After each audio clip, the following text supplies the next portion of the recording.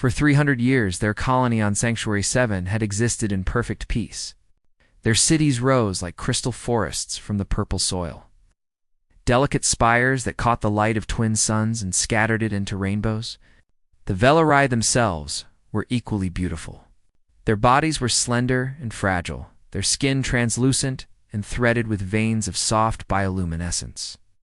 When they were happy, they glowed like living stars. When they were afraid, their light dimmed to almost nothing. Today, their light was dying.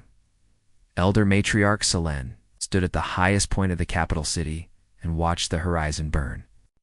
The outer settlements were already gone, consumed, devoured by something that should not have existed. Something that every species in the galaxy believed was nothing more than an ancient myth told to. Frightened children, the devourer swarm. They had slept beneath the surface of Sanctuary 7 for millennia, perhaps longer. No one knew what had awakened them. It did not matter now. What mattered was that they were hungry, and they were endless, and they were coming. Selene's advisor, a young male named Terrell, approached her with trembling steps. His glow had faded to almost nothing. She could barely see him in the growing darkness. "Matriarch," he said, his voice shaking. "The Galactic Assembly has responded to our distress call." For a moment, hope flickered in Solen's chest. The Assembly represented hundreds of species, thousands of worlds, military forces beyond counting. Surely they would send help. Surely they would not abandon an entire civilization to extinction. "What did they say?" she asked. Tyrell could not meet her eyes. "They have voted to quarantine the system. No ships will be permitted to enter or leave. They say the risk of the swarm spreading is too great. They say they are sorry for our loss." The words hit Selene like a physical blow. She gripped the railing to steady herself as the ground beneath the city trembled. The swarm was getting closer. She could hear them now, a sound like a billion insects clicking and chittering and screaming all at once. "Did anyone else respond?" she asked, though she already knew the answer. The Corviths said their fleet is needed elsewhere. The Syntheres said the distance is too great. The Malorn Collective said they cannot risk their population ships. Terrell's voice broke. "Everyone said no, Matriarch. Everyone." Selene closed her eyes. Around her, she could feel the fear of her people like a physical weight. 12 million Velari lived on Sanctuary 7. 12 million souls who had never harmed anyone, who had spent their existence creating art and music and beauty, who had welcomed every stranger as a friend, and now they would die alone and forgotten. While the galaxy watched from a safe distance, "Then we will face our end with dignity," Selene said softly. "Gather the people. Tell them to sing the old songs. If these are our final hours, let us spend them remembering who we are." Tyrell nodded and turned to leave. But before he could take a step, his communication device crackled with static. A voice emerged from the speaker, distorted and broken but unmistakably real. "Distress call received. Human vessel Defiance inbound. Hold your position. We're coming." Terrell stared at the device as if it had grown teeth. Selene felt her hearts racing in her chest. She had never heard of humans. She had never encountered their kind in any assembly record or diplomatic exchange.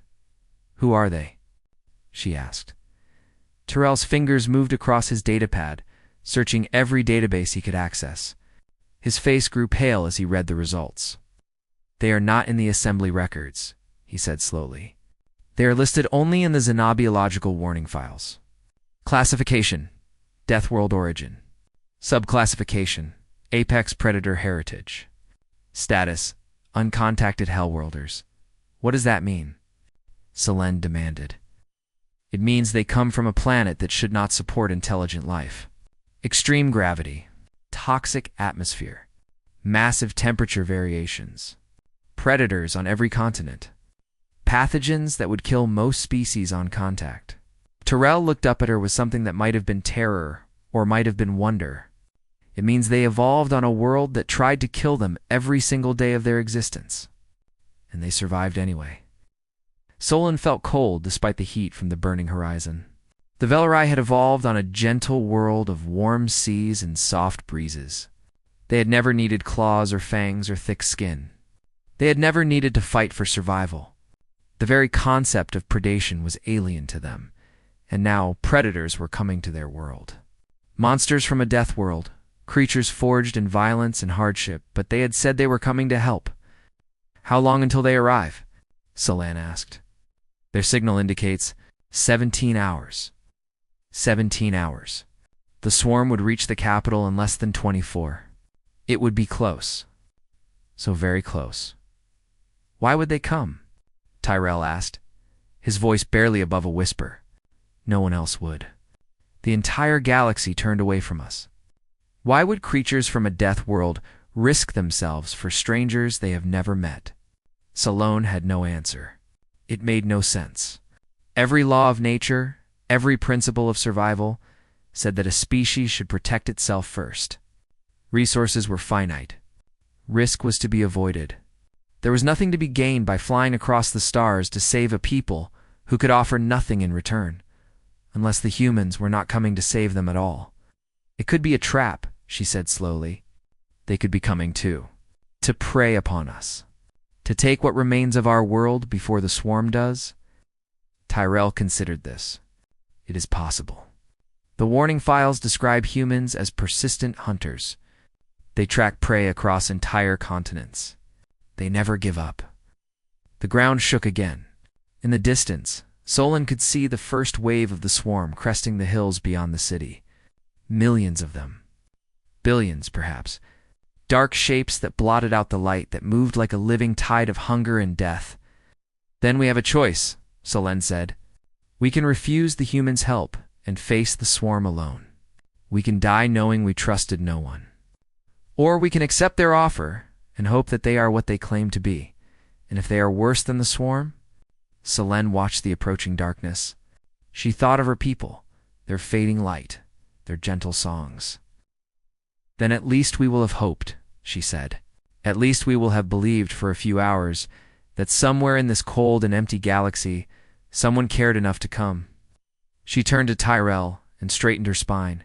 Her glow, so dim moments before, began to strengthen just slightly. "Open a channel to the human vessel. Tell them we are waiting. Tell them." She paused, searching for words in a language she did not know, concepts her people had never needed. "Tell them we are grateful. Tell them we do not know why they are coming. But tell them we will trust them." And Tyrell nodded and began transmitting. As he worked, Solan turned back to the horizon. The swarm was close now. She could see individual creatures, each one a nightmare of chitin and teeth and endless hunger. But above the nightmare, in the darkening sky, a single star was moving, growing brighter, coming closer. The humans were coming. Solan did not know if that was salvation or doom. She did not know if the creatures from the death world would prove to be saviors or predators. She only knew that for the first time in hours. Her people had something they had lost. They had hope. And sometimes, hope was enough to keep the light burning just a little while longer. The ship that dropped out of faster-than-light travel above Sanctuary. 7 was not beautiful. The Velarai had always believed that advanced civilizations built beautiful things. Their own vessels were works of art. Elegant curves and flowing lines that reflected the harmony their people valued above all else. Even the warships of the Corveth and the massive colony vessels of the Synthary possessed a certain cold majesty. The human ship called Defiance looked like it had been beaten, broken, and rebuilt 100 times. Its hull was covered in scars and patches. Weapons bristled from every surface like the spines of some ancient predator. The metal was scorched black in places, dented and warped in others. It was ugly. It was brutal. It was terrifying. And it was the most welcome sight Elder Matriarch Selene had ever seen. "They are hailing us," Tyrell reported, his voice tight with barely controlled fear. "Put them through." The view screen flickered to life, and Selene got her first look at a human being. The creature on the screen was smaller than she had expected. Female, if Solan understood the translator's annotations correctly. Dark hair pulled back from a face that was surprisingly soft, with rounded features and eyes that seemed to hold both warmth and something harder underneath. She wore a uniform of dark gray, practical and unadorned, except for patch on her shoulder showing the human symbol for their rescue. Organization. This is Captain Yuki Tanaka of the Earth's Deep Space Search and Rescue Vessel Defiance, the human said. Her voice was calm, steady, like someone who had faced difficult situations many times before. We received your distress call. We're here to help. Selene found herself unable to speak for a moment. The translator was working perfectly, but the words still made no sense to her. Search and rescue. An organization whose entire purpose was to find people in danger and save them. The concept was almost too strange to process. Why? Selene finally managed to ask. Captain Tanaka tilted her head slightly as if the question confused her. Because you called for help. That's what we do. But the danger, Selene pressed. The swarm. The quarantine. You could die here. Your entire crew could die. That's always a possibility in our line of work, Tanaka replied. We knew the risks when we signed up. Everyone on this ship is a volunteer. We don't leave people behind. Not ever. Terrell made a small sound of disbelief. Selene felt her heart's hammering in her chest. This made no sense. This violated every principle of resource conservation and self-preservation that governed civilized behavior. We are strangers to you, Selene said carefully. We have nothing to offer you. We cannot repay this debt. It's not a transaction, Tanaka said, and there was something almost like sadness in her eyes. Has the galaxy really forgotten what it means to help someone just because they need help? Selene had no answer to that question. We're sending shuttles down now, Tanaka continued, her tone shifting to something more businesslike. I need you to prepare your people. Clear landing zones. Organize evacuation groups. We have 43 crew members, and we're going to need everyone working together if we want to get your people off this planet. 43 humans against a swarm of millions. It was insane. It was impossible. It was the only chance they had. We will be ready, Selene said. The human shuttles descended through the atmosphere like falling stars. They landed hard in the central plaza of the capital city, their engines scorching the delicate crystal pavement. The hatches opened, and the humans emerged. Selene had thought she was prepared. She had studied the limited information available about human physiology. She had reminded herself that these creatures were coming to help. It's not to harm she was not prepared. The humans moved with a grace that seemed wrong for their solid frames. They were not tall by galactic standards, but they were dense, packed with muscle and bone that spoke of a world with crushing gravity. Their eyes scanned their surroundings constantly, never resting, always searching for threats. Even the way they breathed seemed predatory, deep and controlled and efficient. And yet, a young human male noticed a Velaride child cowering behind her mother. He crouched down slowly, making himself smaller, and pulled something from his pocket. A small wrapped package. He offered it to the child with a smile that transformed his face from something frightening into something almost gentle. Chocolate, he said, the word strange and foreign. It's safe for your kind. I checked before we came, sweet. You'll like it. The child looked to her mother, who looked to Selene, who found herself nodding despite her fear. The child took the package with trembling fingers. When she tasted the contents, her glow brightened for the first time in days. Thank you, the mother whispered. Jackson, the young human said, tapping his chest. My name's Jackson. Don't worry. We're going to get you out of here. All of you. I promise. He said it with such simple certainty, as if he truly believed that 43 humans could do what the entire Galactic Assembly had declared impossible. Captain Tanaka approached Selene directly, flanked by 2 other humans who moved like her shadow. We need to start fortifying your city walls. Can you show me what defensive positions you have? We have none, Selene admitted. We have never needed them. We have never had enemies. Tanaka absorbed this information without judgment. Then we'll build some. My engineer, Kowalski, can work with your people to reinforce the outer barriers. We brought materials from the ship. It won't be pretty, but it'll hold. How long do we have? Selene asked. 22 hours by our estimates. Maybe less if they speed up. Tanaka's jaw tightened. It's going to be close. but close is what we do. Over the next 16 hours, Solon watched the humans transform her city. They worked without rest, their bodies apparently capable of sustained effort that would have killed a Velarai in hours. They built walls where there had been open gardens. They installed weapons platforms on rooftops. They organized evacuation routes and emergency shelters with brutal efficiency. And through it all, they were kind. A human named Elena, their medical specialist, set up a treatment station for the wounded and traumatized Velarai who had fled the outer settlements. She worked with gentle hands that seemed impossible on a predator species, speaking softly to her patients, learning their names, remembering their faces. "Why do you do this?" One injured Velarai asked her the same question Selene had asked the captain. Elena paused in her work. Her eyes, Selene noticed, were wet with moisture. Because pain is pain. Fear is fear. It doesn't matter what species you are. When someone is hurting, you help them. That's what makes us human. The Velarai who had worked alongside the humans began to change. Their fear faded slowly, replaced by something else. Wonder, perhaps. Or the beginning of understanding. These creatures from the death world were everything the Velarai were not. They were strong where the Velarai were fragile. They were fierce where the Velarai were gentle. They were built for violence in a way that should have made them monsters, but they had chosen to be something else. As the 22nd hour approached, Solon stood with Captain Tanaka on the newly reinforced walls of the city. The swarm was visible now, a dark tide filling the valley beyond. The sound of them was deafening, a roar of hunger that seemed to shake the very air. "Are you afraid?" Solon asked. Tanaka looked at her and smiled. It was not a gentle smile.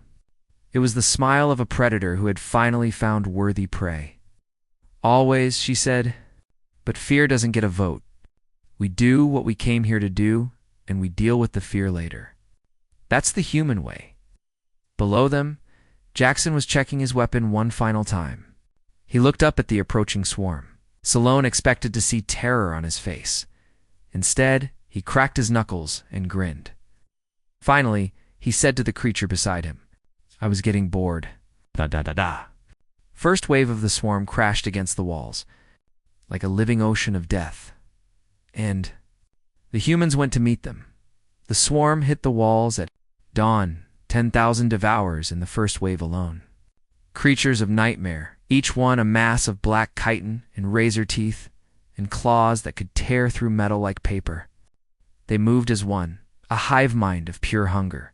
Scaling the walls with terrible speed, 43 humans stood against them. Elder. Matriarch Selene watched from behind the inner barrier where the civilians had been gathered. She expected to see the humans overwhelmed in moments. She expected to watch them die screaming, as the Velarai would surely die. Moments later, she was wrong. The humans did not fight like civilized beings. They did not form neat lines or execute coordinated maneuvers as the Corveth military manuals described. They fought like the predators they were, fast, brutal. Adaptive, Captain Tanaka moved through the chaos like water, her weapon singing a song of death that never seemed to miss. Beside her, Jackson fought with an almost joyful fury. Laughing as he drove the creatures back with nothing but a blade and his own terrifying strength, "Push them back," Tanaka shouted. "Don't let them establish a foothold." The Velarai had never seen anything like it. The humans seemed to anticipate every attack, counter every strategy. When the swarm tried to flank left, the humans were already there. When they tried to overwhelm through sheer numbers, the humans created choke points that turned numbers into a disadvantage, and they would not break. No matter how many creatures came at them, no matter how badly they were hurt, they would not break. Selene saw Jackson take a claw across his arm that would have torn a Velarai in half. He barely seemed to notice. He shifted his weapon to his other hand and kept fighting, blood streaming down his arm, that terrible grin never leaving his face. "Why won't they die?" Tyrell whispered beside her, his voice trembling. "The humans. Why won't they fall?" "Because they're not fighting for survival," Selene realized slowly. "They're fighting for us. And that means something different to them. The first wave broke against the human defense, like water against stone. The creatures that were not killed retreated, regrouping in the valley below. The humans used the brief respite to reinforce damaged sections of the wall, to treat their wounded, and prepare for the next assault. Alina, the medic, worked without stopping. Her hands were covered in blood, both human red and the darker ichor of the swarm. But she moved from patient to patient with steady calm. When she ran out of human medical supplies, she improvised with Velari materials. When those ran low, she simply worked harder. A young Velari named Kiva had volunteered to help her. She had never seen violence before today. She had never seen death. But she watched Alina save life after life with nothing but skill and determination, and something changed in her. "How do you do it?" Kiva asked during a brief pause. "How do you stay calm?" Training, Alina said, wiping sweat from her forehead. "Practice. And honestly, I'm not calm. I'm terrified. I just don't let the terror make my decisions for me." "But you could die here. I could die anywhere." Alina looked at her with tired eyes that still somehow held warmth. "At least here, my death would mean something. At least here, I'd die doing something that matters." The second wave came 2 hours later, larger than the first. The swarm had learned from its initial failure. They came from multiple directions, trying to split the human defense, trying to find weakness. They found none. But the humans were only 43 against millions. They could not be everywhere at once. And the swarm was patient. It was endless. It could afford to lose 10,000, 100,000, a million. The humans could not afford to lose one. Jackson fell first. Not from death, but from exhaustion and blood loss. He had been fighting for 4 hours straight, his wounds reopening with every swing of his blade. Alina pulled him back from the line, cursing at him for not reporting his injuries sooner. "I'm fine," he protested weakly. "You've lost almost 2 liters of blood." "You're not fine. You're stupid." But her hands were gentle as she worked on him, and her voice cracked when she said, "Don't you dare die on me, Jackson. Don't you dare." The Velari watched this exchange with confusion. These humans had known each other for years, had trained together, fought together, bled together. They were not merely colleagues. They were family. "The swarm is trying something," Kowalski reported over the communication channel. "They're making sounds." Salon heard it a moment later. Rising above the chittering of the swarm, a new sound emerged. High-pitched, rhythmic screaming. The swarm was mimicking the screams of the Velari they had consumed. It was a psychological attack, designed to break morale. And it worked. The Velari civilians behind the inner barrier began to wail in terror and grief. Their light dimmed to almost nothing. Some collapsed entirely, their bodies shutting down from the sheer horror of hearing their loved ones, voices used as weapons. Selene felt her own light fading. Her mate had lived in the outer settlements. Her children. Their voices were somewhere in that terrible chorus, twisted and wrong, calling her name. Then she noticed something strange. The humans were not breaking. They were getting angry. Did they just... ... Tanaka's voice was quiet, controlled, but there was something beneath it that made Celine's blood run cold. "Did they just use the screams of the dead to hurt us?" "Appears so," Captain Kowalski replied. "I see." Tanaka turned to face the swarm. Her expression had changed. Gone was the professional calm, the measured confidence. In its place was something older. Something that reminded Selene that humans had once been hunters, predators, apex killers, on a world that showed no mercy. "All units," Tanaka said softly. "No more measured response. Show them what happens when you make humans angry." What followed was not a battle. It was a lesson. The humans had been holding back, Salone realized. They had been fighting efficiently, conservatively, trying to preserve their strength and resources. But now they abandoned that approach entirely. They became what their ancestors had been, what the galaxy had always feared, relentless, unstoppable, terrible in their rage. Jackson, despite his wounds, pulled himself back to his feet and rejoined the line. Alina, gentle Alina, who cried when her patients died, picked up a weapon and fought alongside the soldiers. Even the engineers and support staff, humans who had never been trained for combat, stepped forward. The swarm had awakened something it should have let sleep. By the time the second wave retreated, the Devourers had learned a valuable lesson. There were predators in this universe, older and more terrible than them. There were hunters who did not know the meaning of surrender, and they had come for the gentle, glowing people the swarm had thought would be easy prey. Selene approached Jackson as Alina finished bandaging his wounds. He looked exhausted, pale from blood loss, but his eyes were still burning with that strange fire. "Why did you get up?" she asked.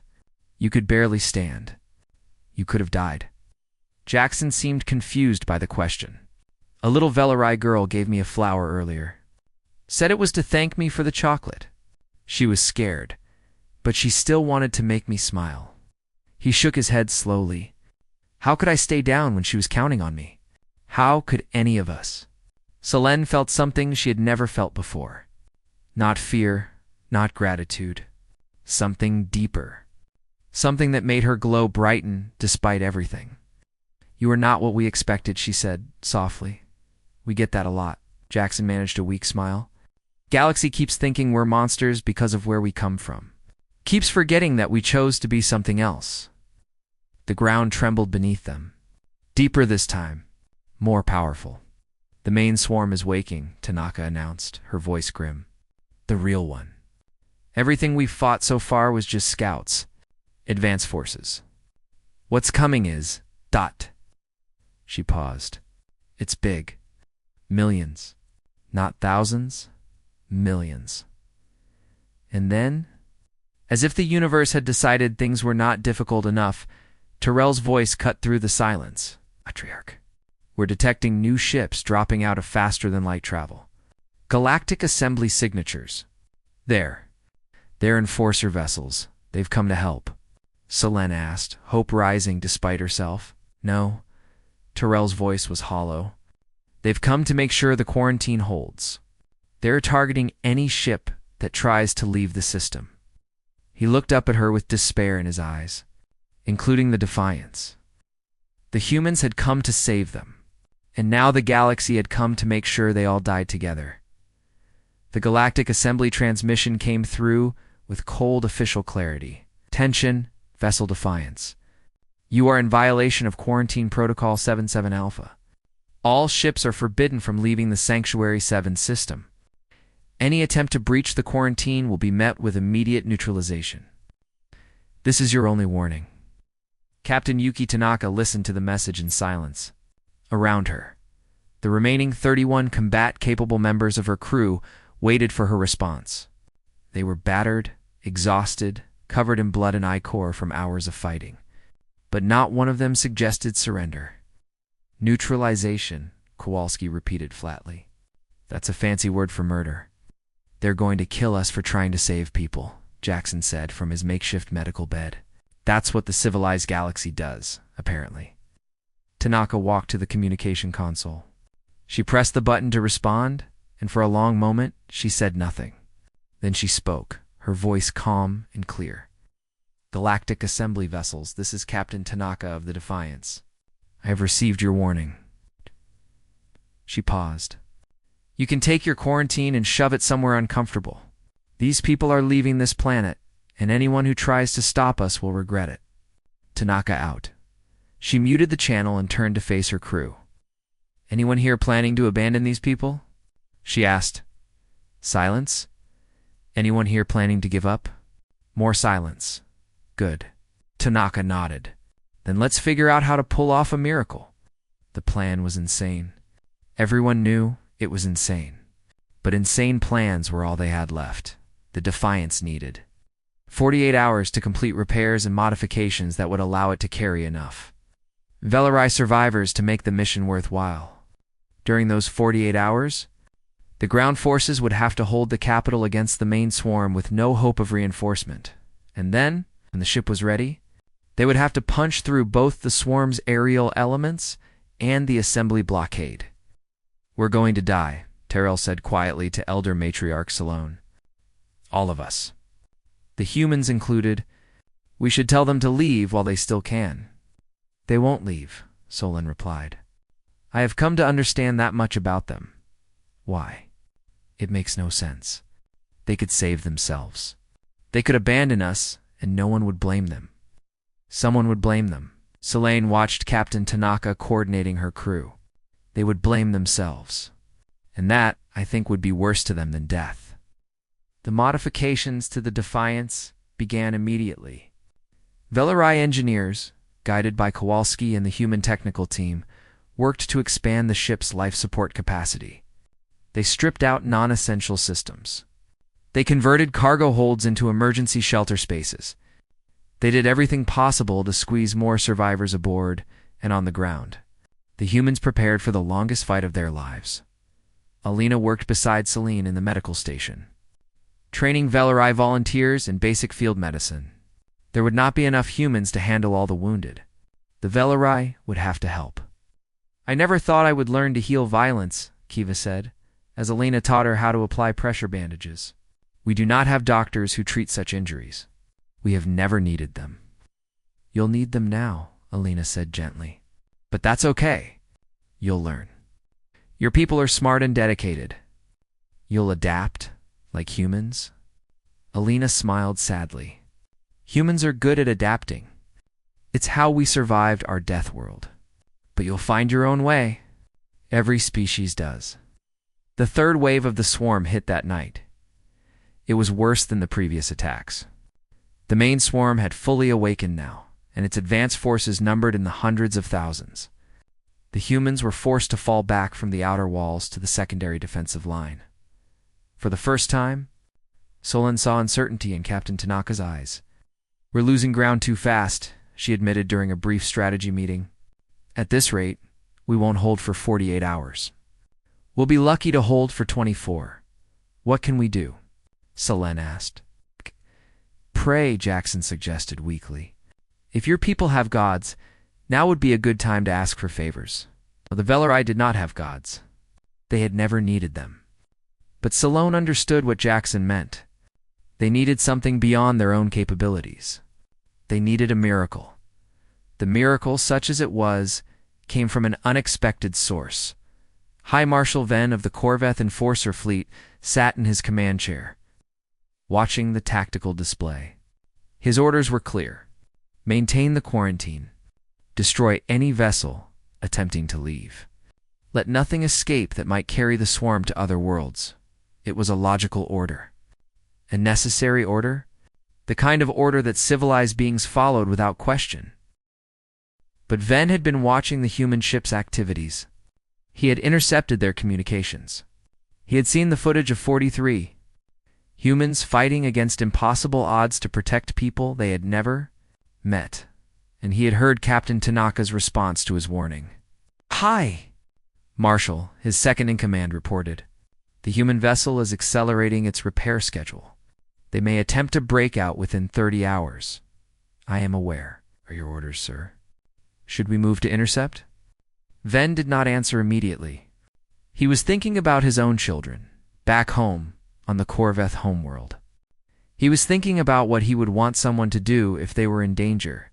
He was thinking about what kind of person he wanted to be. Sir. Hold position, Ven said slowly. Maintain observation only. His second-in-command looked confused. Sir, our orders? I am aware of our orders. Ven's voice was sharp. I am also aware that there are children on that planet. Millions of them. Children who have done nothing wrong. Children who will die because we have decided that their lives are not worth the risk. The swarm could spread. The threat to other worlds is theoretical. Ven stood and walked to the view screen. Below him, the planet burned. The threat to those people is real. It is happening now. And we are sitting here with the power to help, choosing to do nothing. What would you have us do, sir? Ven was silent for a long moment. Then, softly, he said, I do not know. But I know that when this is over, I will have to live with whatever choice I make. I will have to explain that choice to my children. To my ancestors, turned back to his second-in-command. What story do you want to tell, Commander? The one where we followed orders and let millions die? Or something else?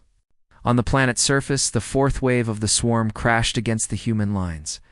The defenders were down to 26 combat-effective soldiers now. The rest were wounded, exhausted, or dead. But they held. Alina, who had never been trained as a soldier, picked up a fallen comrade's weapon and joined the line. Kowalski, the engineer, fought beside her. Even the Velerai volunteers, gentle creatures who had never known violence, stood with the humans. "Why are you fighting?" Tanaka asked Celine as the elder matriarch took position beside her. "Your people are not warriors," Selene agreed. Her light, dim for so long, was beginning to glow again. "We are not. But you taught us something, Captain. You taught us that courage is not the absence of fear. It is the choice to do what is right, despite the fear." Tanaka looked at her with something like pride. "You're learning fast. I had good teachers." The night stretched on. The swarm kept coming. The humans kept fighting, and in orbit above them, High Marshal Ven made his choice. "Open a channel to the human vessel," he ordered. "Sir." "Do it." The channel crackled to life. Captain Tanaka's voice came through, tight with exhaustion and stress. "Assembly vessel, if you're calling to threaten us again." "I'm kind of busy." "I am not calling to threaten you," Ven interrupted. "I am calling to ask a question." Pause. "What question?" Ven took a deep breath. "When this is over and I go home and my children ask what I did at Sanctuary V, what do you think I should tell them?" The silence stretched for a long moment. Then Tanaka laughed, a sound of genuine surprise. "I don't know, Marshal, but I know what I'd want to tell mine. I'd want to tell them I did something good. Something that mattered. Something I could be proud of." Ven closed his eyes. When he opened them again, they held a new light. "Stand by, Captain. I need to make some calls." High Marshal Ven stood on the bridge of his flagship and watched his finger hover over the firing command. The Defiance was rising through the atmosphere of Sanctuary 7. Its hull was packed with Velerai refugees. The first wave of evacuees that the humans had managed to gather during the brief respite in fighting. If Ven pressed the button, the ship would be destroyed. The humans would die. The Velerai aboard would die, and the quarantine would be maintained. His orders were clear. The Galactic Assembly had spoken. The threat of the swarm spreading was too great. Sacrifices had to be made for the greater good. But Tanaka's question echoed in his mind. "When this is over and my children ask what I did, ... what would he tell them? That he followed orders? That he did what he was told? That he stood by and watched while people who had done nothing wrong were slaughtered because it was the safe, sensible, civilized thing to do?" Ven thought about his ancestors. The ancient Corveth had been warriors once. They had believed in honor, in courage, in protecting the weak. Somewhere along the way, his people had forgotten those values. They had become civilized. They had become soft. They had become the kind of people who let children die rather than take a risk. "High Marshal," his second-in-command prompted. "Your orders." Ven lowered his hand. "Stand down weapons," he said quietly. Owie. "Stand down weapons." Ven turned to face his crew. "And bring us about. We're going to provide cover fire." The bridge erupted in confused protests. Officers shouted about orders, about duty, about the consequences of defying the assembly. Ven let them shout. When they finally quieted, he spoke again. "I am Corveth. My people were warriors once before we forgot what that meant. Today, these humans reminded me." He gestured at the view screen where the battered Defiance was climbing toward space. "Those people came to help strangers they had never met. They fought and bled and died for people who could never repay them. And what did we do? We sat in orbit and prepared to kill them for it." He shook his head slowly. "I will not be that kind of Corveth. I will not be that kind of person. If the Assembly wants to punish me for that choice, they are welcome to try." The second-in-command was silent for a long moment. Then, slowly, she nodded. "Bringing us about, sir. Weapons standing by to provide cover?" The Corvath fleet turned in space. Instead of blocking the Defiance's escape, they took up positions around it. their weapons pointed. It's outward at the swarm's aerial elements that were beginning to rise from the planet, and then something remarkable happened. Another ship dropped out of faster-than-light travel. A civilian freighter registered to the Synthery Merchant Guild. Its captain sent a single message: room for 200. Point us to the evacuation zone. Then another ship arrived, and another, and another. News of what was happening at Sanctuary 7 had spread across the galaxy. Traders, smugglers, private citizens beings who had watched the official channels, had seen the Assembly's cold calculations, had made a different choice. They had chosen to help. Don't believe it. Tanaka breathed as her communications officer reported the incoming vessels. How many? 17 so far, Captain. More dropping out of FTL every minute. They're not military. They're just ... people. Not enough to win a war, Kowalski observed, but maybe enough to make a difference. On the ground, the final battle had begun. The swarm had committed everything it had. Millions of creatures poured toward the capital city in an unstoppable wave of hunger and death. The human defensive lines buckled under the assault. Jackson, fighting despite wounds that should have killed him, was finally forced to his knees. But beside him stood Kiva, the gentle Velarai who had never known violence. She held a weapon in hands that trembled but did not drop. "Get up," she said to him. "You told me you would protect that little girl. You promised her. Get up." Jackson looked at her with something like wonder. Then, impossibly, he laughed. "You're right," he said, pushing himself back to his feet. "I did promise." The Velarai were fighting now, all of them. Not with skill or training, but with something more important. They fought with desperation and love and the fierce determination to protect their home. The humans had taught them something. Not how to kill, how to stand up. How to refuse to surrender, even when surrender seemed like the only option. Captain Tanaka fought at the center of the line. Her uniform torn and bloody, her face set in grim determination.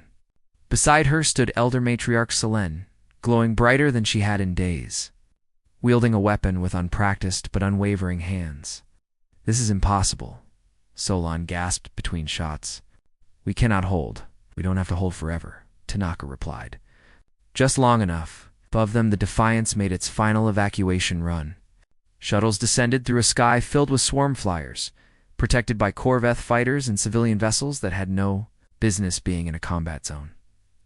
The last shuttle landed in the central plaza. Its pilot, a young human named Reyes, threw open the doors. "Last call," she shouted. "Everyone aboard? Now." The evacuation was chaos. Velarai civilians streamed toward the shuttles, while the defenders held the line just long enough. Jackson carried Selene when her legs finally gave out. Alina pulled wounded Velarai, aboard with hands that had not stopped shaking for hours. The swarm breached the final barrier. Creatures poured into the plaza, hungry and endless and unstoppable. But the shuttles were already lifting off. Tanaka was the last human on the ground. She stood at the loading ramp of the final shuttle, firing into the swarm, buying seconds that translated into lives saved. "Captain," Kowalski shouted from inside.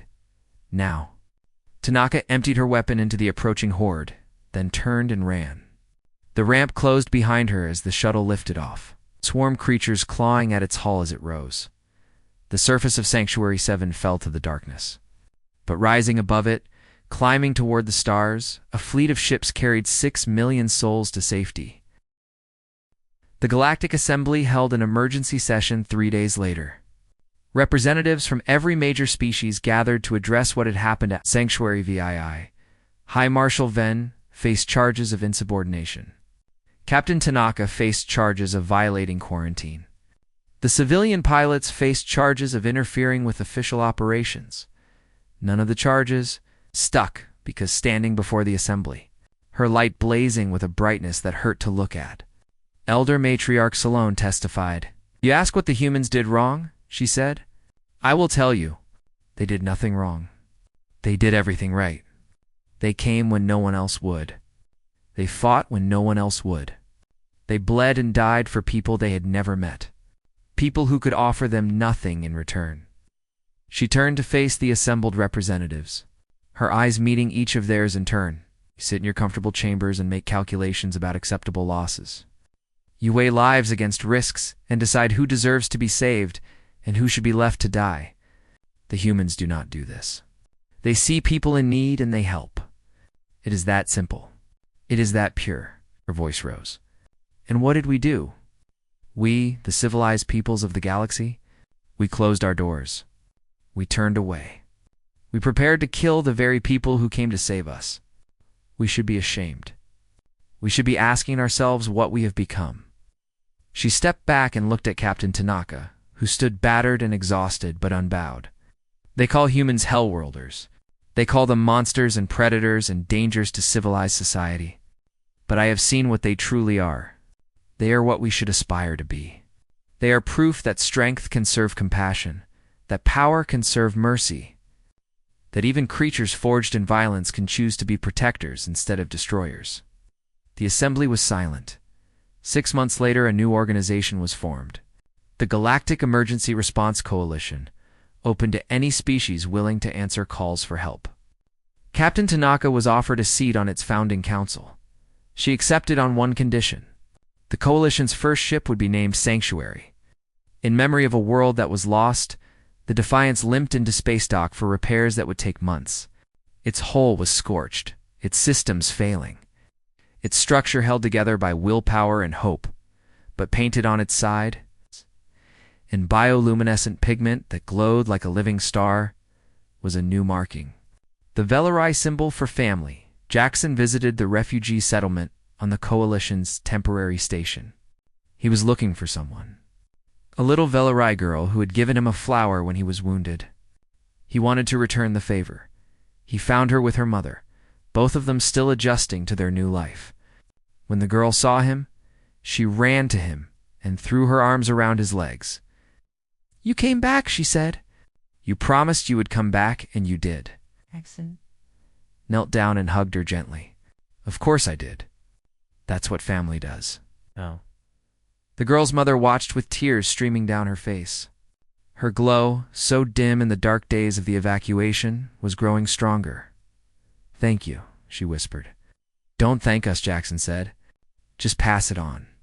Next time someone needs help, be the one who answers." The galaxy had always feared the Hellworlders. They had feared their strength, their persistence, their predator heritage. But now, for the first time, they understood the truth. Humans were not dangerous because of what they could destroy. They were dangerous because of what they refused to let die. And that made all the difference.